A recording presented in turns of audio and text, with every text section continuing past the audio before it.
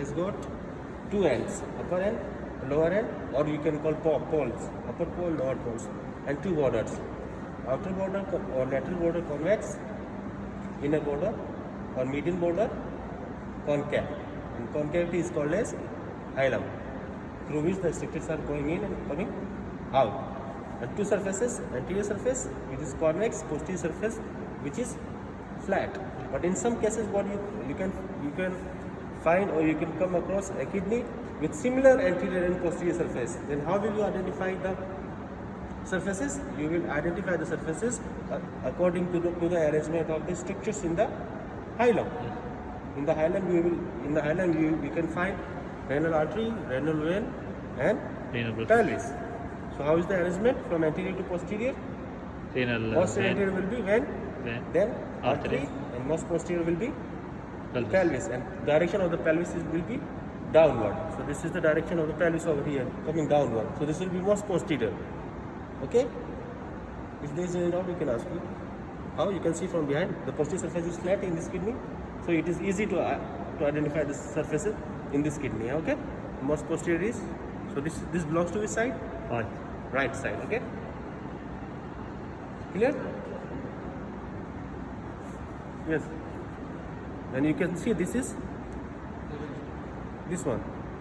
Vena cava. This is the renal artery. From the aorta, what is coming out? Renal artery. So this renal artery divides into two branches, anterior and posterior. The anterior gives 4 segmental branches. So this kidney has 5 muscular segments. How many?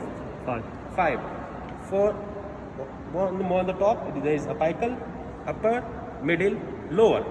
So 4 segments on the anterior surface. On the posterior surface, you have some portion of the apical is extending on the posterior surface, and some part of the lower segment is extending on the posterior surface. So you have apical, lower, and posterior segment here. So 3 segments on the back side and 5 segments on the front side. So this renal artery gives off initially 2 branches, anterior and posterior division. Then from the anterior division, it will supply 4 segments: apical, anterior, apical, upper, middle, and lower. And posterior division will supply only posterior segment. Okay? So this is very easy to identify the kidney side and all. So this is the section of the cross section across the kidney. It is clear, you are getting me now. So you can see the kidney, the cross section, it can be divided into outer reddish cortex, okay, cortex, and inner slightly pale medulla. So what you can see here, have you got the pen? So this whole thing is cortex, and this whole thing is medulla. In the medulla part, you will see pyramids, 9 to 10 pyramids. These all are pyramids. Okay, the pyramids has got base and apex. So this is broader part, this is broader part.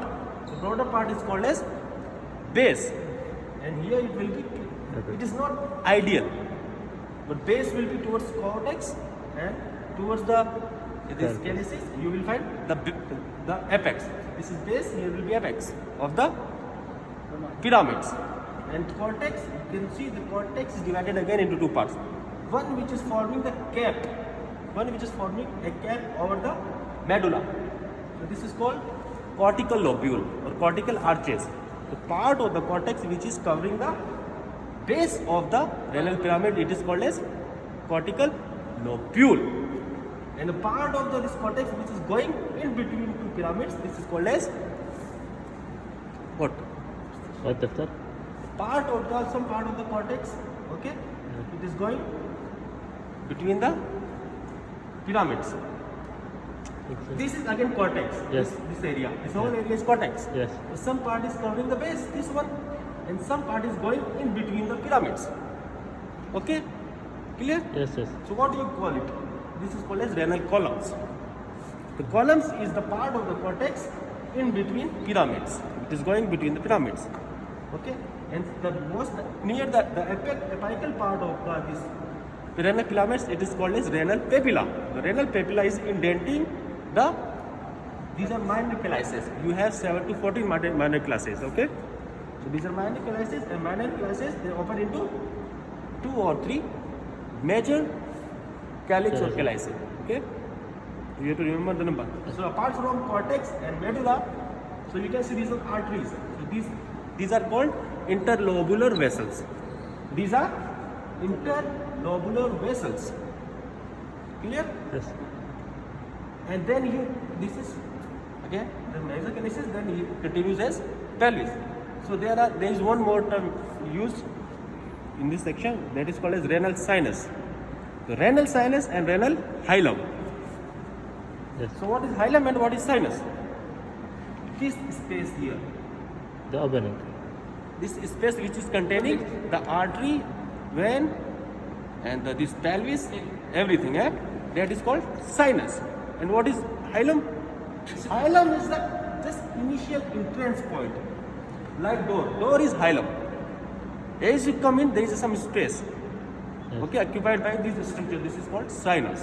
So you have sinus, hilum, major calyxes, minor calyces, renal papilla, then apex, then base, renal columns, renal cortex. That is called, the cap is called renal Okay. cortical arches, renal lobules. So in kidney we have lobes. How? What is this region? Over the base, cortical arches or cortical lobule. So each cortical lobule, along with the renal filament, they make one lobe. They make One lobe. so how the one lobe is formed? By the cap formed by the cortex, that is called as cortical lobule plus this renal filament.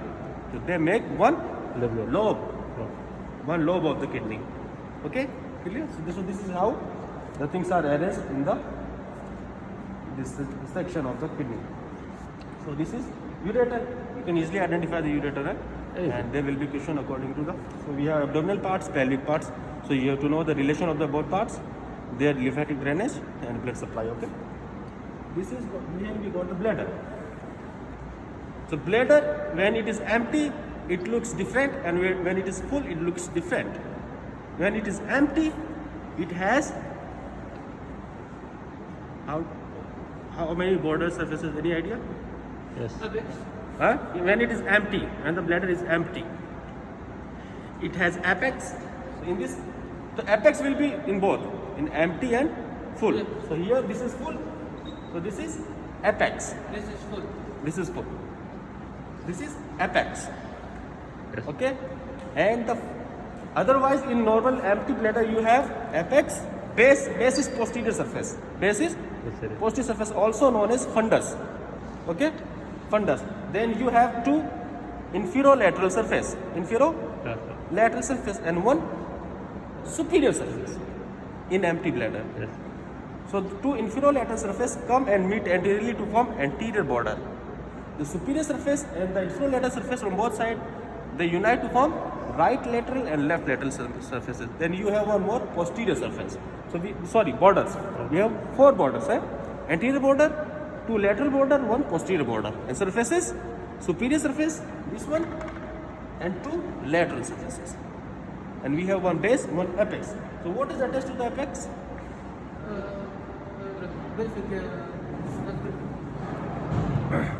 The apex of the bladder is attached to, in adult, median, don't get confused with median umbilical ligament, which is a remnant of allantoic diverticula or allantois. Remember? Have you read the embryology part or not? No, not yet. So when you read, you will. So when initially it is a canalized tube. It is a canalized tube. Later on, what happens? This allantois become fibrosed to form urachus. Then urachus finally gets obliterated to form a ligament that is known as median umbilical ligament. So we have medial umbilical ligament also. So if they ask you, you write median, I-N in the last, not L. Yes, try to cover. Median umbilical ligament. Okay? Clear? So this is all about. But when the bladder is full, Yes. all the surfaces and borders, they go away. In that case, when the bladder is full, you are left with two surfaces only. Two surfaces only. Anterior and posterior surface. There and this side. And apex and base. So apex will be there, base will be there, but surfaces will be only two, anterior and posterior, no borders. Okay, in full. And in children, this bladder is an intra-abdominal organs. In adult, it descends down in the pelvic. It is clear? Yes. So you have to remember the support of the bladder by yourself, true and false. Its relation, its blood supply. In blood supply, it's different in male and female. So this is the blood supply of bladder is very important regarding your exam in male and female. Yes. Because it's different.